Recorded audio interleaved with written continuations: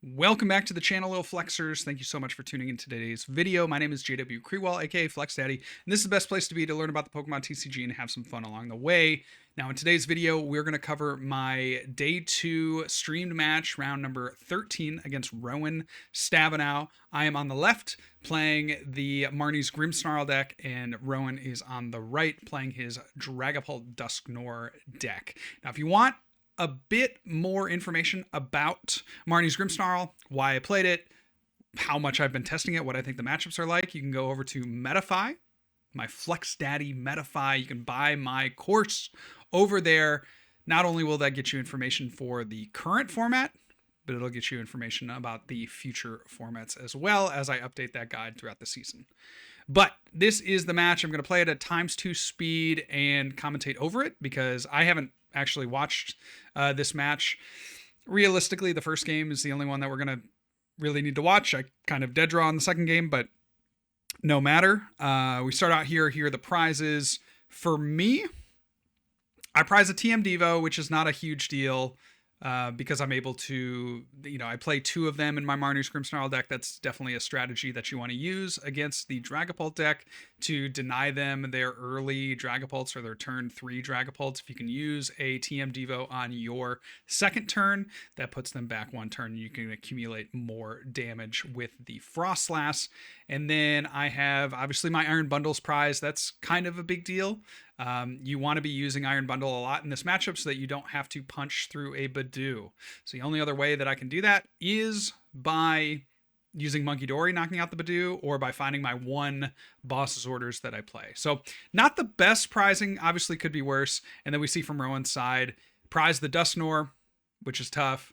Prized a boss. I mean, he plays plenty of Gust outs, so nothing too big there. Unfortunately, I have to go first. That's a big deal in this matchup, and it means that I am unable to get out from under the item lock, right? I'd like to use my first supporter, either my Arvin, Iono research to find Buddy Poffins, Nest Balls, that kind of thing, and get a board set up. So I begin. Rowan has perfect start. I have to really try to cobble together something. I have the Snorunt and I have the Impidimp, so I'm chilling there. It's not the worst start that you could have going first into an item lock deck, but I would say that that's one of the big weaknesses of the Marnie's Grimmsnarl deck is item lock. If I'm able to go second, I don't mind item lock all that much. Certainly not Badoo, right? I maybe would argue that Frillish is harder to overcome than Badoo because you always have the Adrenabrain 30 knockout in your back pocket. But here I am just taking some notes, trying to figure out what I have prized. Got to check. I always tell players, you got to know which Pokemon are prized and you got to know which energy are prized. That's like a requisite without a doubt. So an under 2 minute, a sub 2 minute prize check. Okay. Don't come for me. Okay. Sub 2 minutes. All right. So we'll see how Rowan does here on his. All right, so he was at 47-37. Okay, let's see. I mean, Rowan played pretty fast. I don't remember during the course of the game there ever being any issue with his pace of play. In fact, I would say there was probably more issue with my pace of play, but I was on the back foot the entire game, so cut me some slack, okay? So there is the check from Rowan. Okay, we're in a minute now. Let's see. Time is ticking, buddy. Remember, this is ×2 speed here. But Rowan getting, wow. Okay, he was like a minute and a half. Props. That's great. That's great stuff. So the Nest Ball comes down. We get an attachment. We get a research. And I think there's a Buddy Poffin that he grabs. Yeah. That's big. And then he also gets another basic. So for Rowan's position, I really like his setup and he has the Badoo active, right? So that's actually a big deal. If he starts the Badoo, he doesn't have to waste an energy attachment to retreat. And you'll see that actually comes up. If you can force them to use those resources, that's a big deal. I do find the Frostlass. I don't remember what I have here. I think it's just a big old Iono. Yeah. Big Iono. I'm debating whether or not I want to play the air balloon, but I'd rather keep it. One of the strategies that Rowan has is to gust up one of my unenergied Pokemon late, and and Badoo lock me, and then it forced me to find the basic energy to retreat. So I like to have that air balloon in the deck where I can. And this is where bundle would be huge, right? You're seeing it here. If I can evolve into the Marnie's Grimmsnarl, I could get the bundle play. I have, and then take double knockouts, right? That's a big deal in the matchup, but I prize the bundle. So you saw that I had the stadium. Why would I not play the stadium? Well, I'd prefer Rowan to play the stadium, and then I have the stadium to bump. I know in this matchup that realistically he's going to play at most 2 Jamming Tower, and I think that's what he did play. But what I would be worried about is him having a bump after I play the bump, because what I would grab off that stadium in this situation would be an Impidimp. And if I grab the Impidimp and then he countered my my active, if he played the Impidimp, let me say that again. If I played the Impidimp and then he countered my stadium, then I wouldn't be able to get a Grimmsnarl up. Right, so that kind of sucks. At the very least here, I have the knockout on the Badoo, so I'm going to take it. I don't think I have a supporter, so that's why I take this this card, and then I go search out. I take this prize card, and then I go search out with the Spikemuth, the Marnie's Grimmsnarl, and then I go grab my 2 energy. I'm hoping, obviously, for a supporter, off the top deck. I know that there aren't any prized, but I'm hoping for one off the top deck. And don't get it, hoping for another, resource to use off the prize take. But at least this way I can take 2 prizes. We both take some more Frostlass ticks, and the action moves back to Rowan. So at this point, I would have loved to use a TM Devo. I think actually a TM Devo on the last turn would have been much better than what I had. But what I think we'll see from Rowan is a KO on, I think he leaves the Frostlass up, which I'm curious about. I think he takes a knockout on the monkey, which to me is very interesting. I don't know. I don't remember exactly how this was sequenced. He had the energy attachment. There's that. He has a Dragapult, I think. So yeah, he takes the counter catcher. That's fine. And then, he has a monkey with the attachment. Okay, yeah, that's big. Obviously, if they can get the monkey online, that's a pretty huge deal, because they're going to be able to heal their damage, and then do more spread tricks with the Dragapult. So see that, we see him move. I would imagine off of the bench. Depends on if he wants to take a knockout or not. Yeah, okay, so he puts it all there. And then just going to swing and do a bunch of damage to the monkey. So makes sense. And we take some more damage as the Frostlass takes. I have Iono. So it's like good and bad. Like I took 2 prizes, but I don't have a research. I think is it just Iono is my best supporter? It's like my board is not stable at this point. My board is not stable at all. I need something in a bad way. And I'm eyeing up, you can see me eyeing up the 2 Impidimp. I know that the Frostlass is not long for this world. So I'm basically thinking like, well, I don't want to give him free prizes with the, without like a Hawlucha, or, I guess he already has the Monkey Dory, but I generally don't want to give up the free prize of the Snow Runt. Generally in this matchup, you only want the 1 Frostlass, so that's a pretty easy prize later. So like if he takes the Frostlass, like that just is what it is. I do Iono into the secret box, probably about as good as you could get. And I'm trying to decide if I want to play it. I don't want to give him my hand. I have the energy attachment, that's good. I don't want to like reveal my hand in any way. And I basically say like, okay, I am like, I have game if he doesn't Iono me. Right? The only way I lose this is with an Iono play. Or at least that's what I'm thinking. Because I have Secret Box. I can go find the Spikemuth Rare Candy. Knockout active. Probably knock out something on the bench. and I'm chilling from there.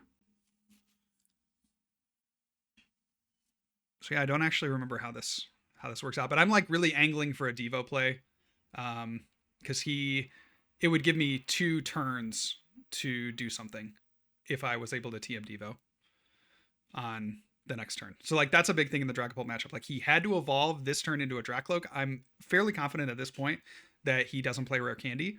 So I'm just thinking, okay, I did enough damage to the active. Even if he knocks me out, which he's going to do, I can Devo, take a knockout, and prevent him from doing anything next turn. So that's like a really good, that's a really good play, right? Because I'm basically buying myself an additional turn for my Monkey Dories to get established, for my Frostlass to take more damage, and for him to have to try to set up. So we'll see what I do. There's a knockout coming. And does he? Yeah, he takes the Frostlass at this point. That's good. I mean, you want to be doing that for surely. And then I'm debating on what I want to do. I do have Arven, so I can go find Secret Box.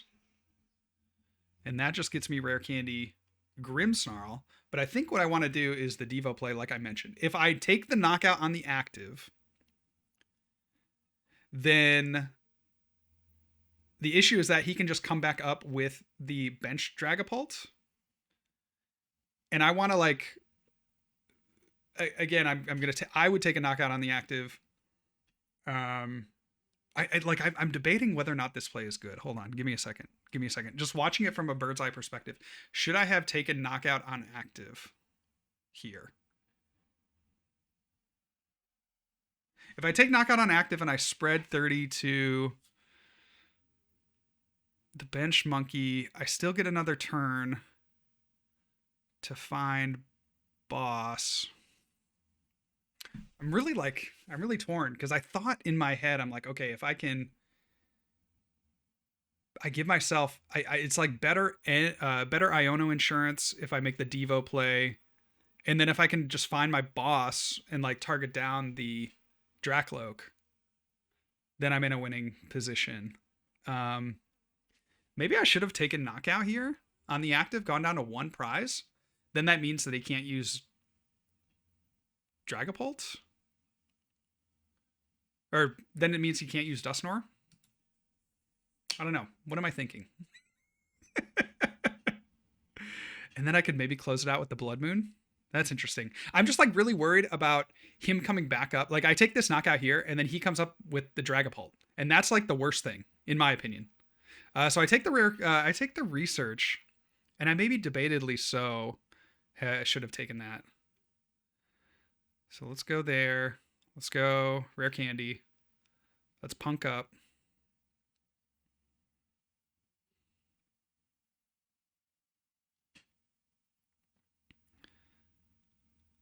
I think this is correct because I think this just gives me more damage to work with the Grimmsnarl. So I stand by my decision. I'm going to Devo here, and I think that's better. Honestly, I guess if I don't Devo and I take knockout, then I could get extra monkey damage, which maybe is just better anyway. I think this is better. Leave me a comment whether or not you think that's a good play, because I'm still like, I was debating it a lot. I thought I had some cool spooky play, but we're gonna see. Obviously, Rowan has kind of the juice, obviously with a 12, 15 card hand, so he's gonna have exactly the counter that he needs here. And there's that Dracloak, who see the Iono. Unfortunate. You know that I have some heat in my hand. And we should see, I think this is where he's going to make the Badoo play. He's also going to get out an Ursaluna at this point. And there is the Ultra Ball. And yep, we do see the Ursaluna. I think from Rowan's side, he's just thinking, well, I do want to thin. There's no real negative to playing it down at this point. JW has 2 prizes left. That means I can attack with Ursaluna for 1 energy. And we see the Ultra Ball getting rid of the Hawlucha. That will come into play later, as I'm sure you'll see. And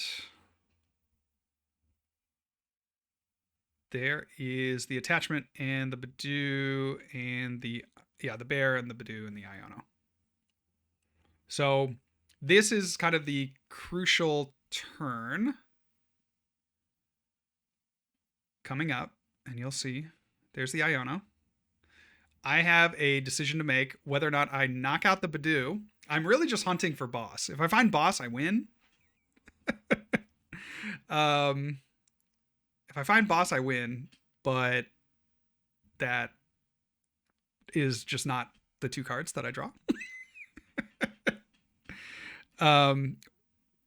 There is 20 onto the Badoo. Okay, all right, so here's what I want to talk about. Go back to the full board. Go back to the full board. I want to see it. All right, so this is what I have. I have a couple options here. I could either swing into the Badoo, because I know what Rowan needs to win.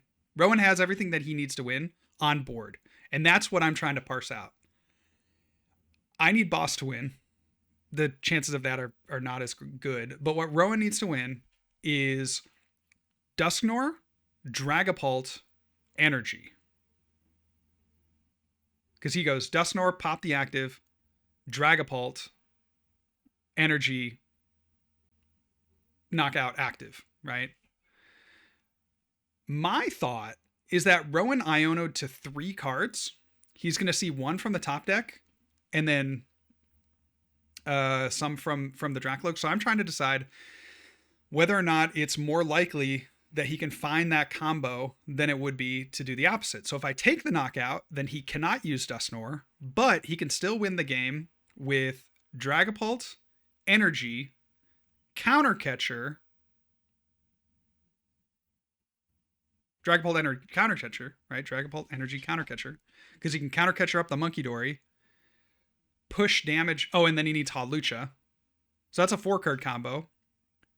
Dragapult, Energy, Countercatcher on the Monkey, Hawlucha, because he can move the 30 damage off of whatever I Shadow Bullet onto my bench Morgrim, plus Hawlucha, that's 40.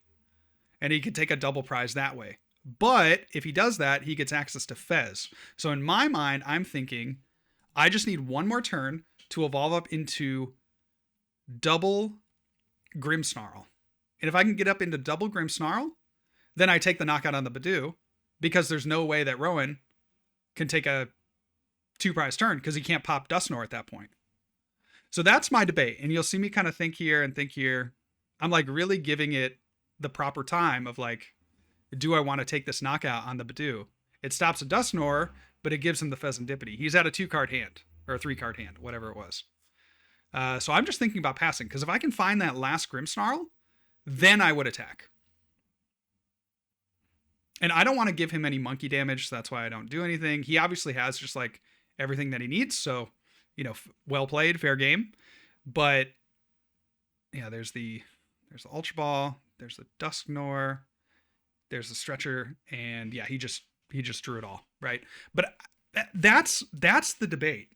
Is it's a 3-card combo without Fez, with a hand size of either 2 or 3, versus a 4-card combo with Fez.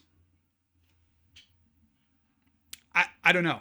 There's definitely math there, but I'm not sure which is the better option. So we're like discussing it after the match, and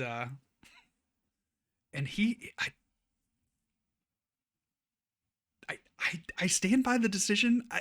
Again, based on like where this game started, I'm happy I even got it that far. But yeah, that was the debate. That was what I was trying to figure out. And maybe, in retrospect, let's see. Let me go back. Did he hit it? Would he have hit it? I don't think he had Countercatcher. Maybe that was it. Hold on.